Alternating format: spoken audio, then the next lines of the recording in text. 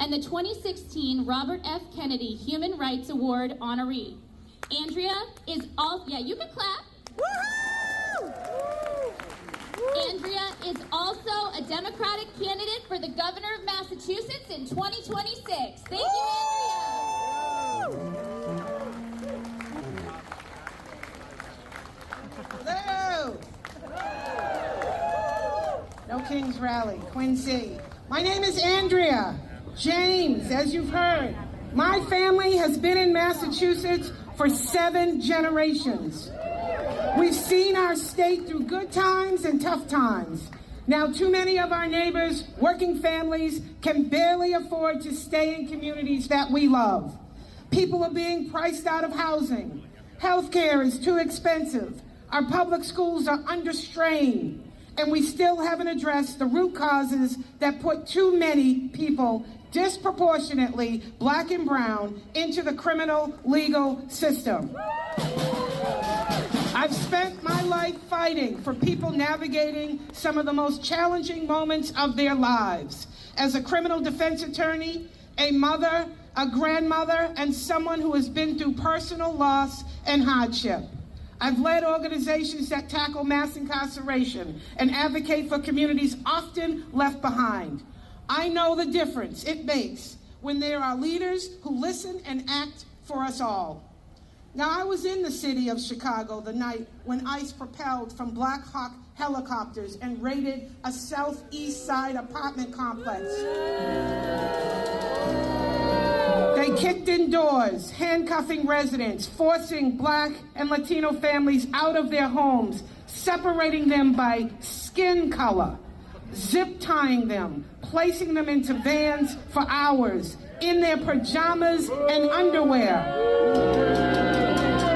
And they zip-tied children. At 1 o'clock in the morning, I recall the shock we all felt of hearing that black and brown children were separated from their parents in the dark of the night, zip-tied, and all for ICE to search for one person they deemed to be in the country illegally.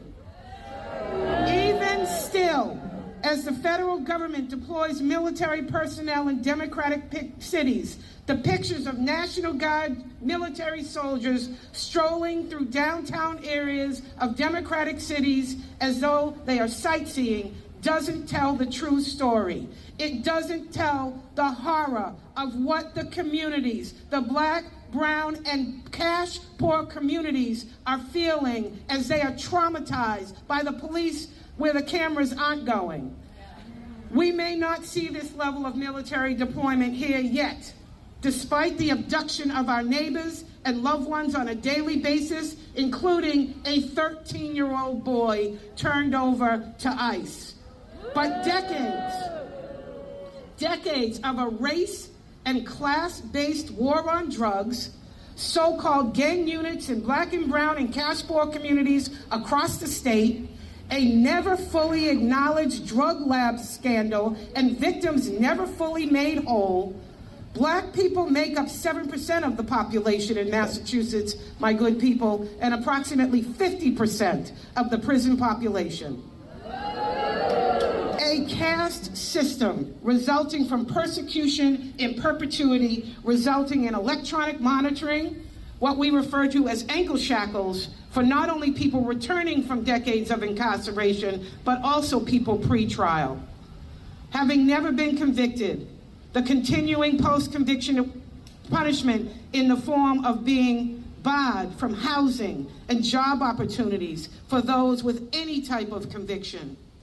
Thinly veiled voter disenfranchisement.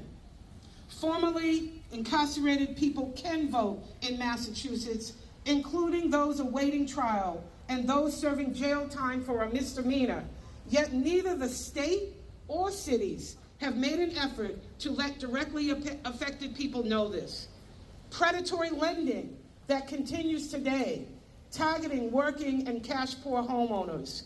Race and class-based education inequities of children in communities across the state.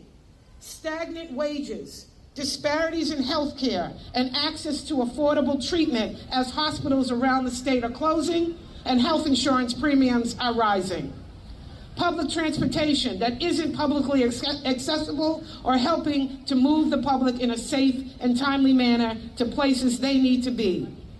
An overall cost of living crisis, rising food and utility costs, and 1 in 4 children right here in our Commonwealth of Massachusetts without enough food to eat.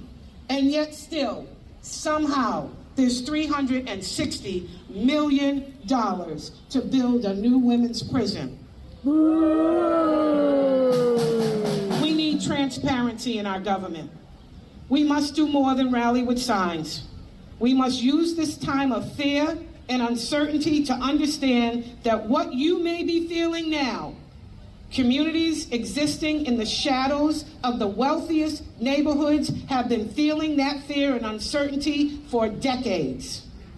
Yes, we must rally, and in one of the wealthiest states in the country, we must now commit ourselves to the work of lifting from the bottom and closing the gaps. Allow everyone to thrive, not just survive. Now is the time. I ask you, now that people here in Massachusetts are being abducted off of our streets by unidentified people with masks and guns, now do you care? If not now, when? Or is it just because unemployment has crashed into the ecosystems of the educated elite? Now that medical and science research is being gutted and AI is threatening even your jobs? Now that as advances in renewable energy and green jobs are being held back by dark money? Now that there is an attack on nonprofits doing the work of social justice, a longtime employer of the educated elite, and that they are policing our thought and our free speech. Ask yourself, is that why you now care? Because for far too long, many have been left out and for decades have felt what now causes you concern. What we need now here in Massachusetts is collective courage and commitment. We must close the old playbook and look to new ideas and invest in building the infrastructures to support those ideas. Ideas that will allow everyone, not just the wealthy, the connected, and the political elite, but everyone to thrive and experience abundance. We are the Commonwealth of Massachusetts, meaning of the people. During these uncertain times, let's put the focus back on the people, lift from the bottom, and close the gaps to make us the strongest example of collective courage and commitment and true state excellence. All of us, one Commonwealth. I'm Andrea James. I'm a Democratic candidate for Governor 2026. Join us at ajforma.com, the campaign of the people. All of us, one Commonwealth. Democracy only works when there's inclusion. Let's build.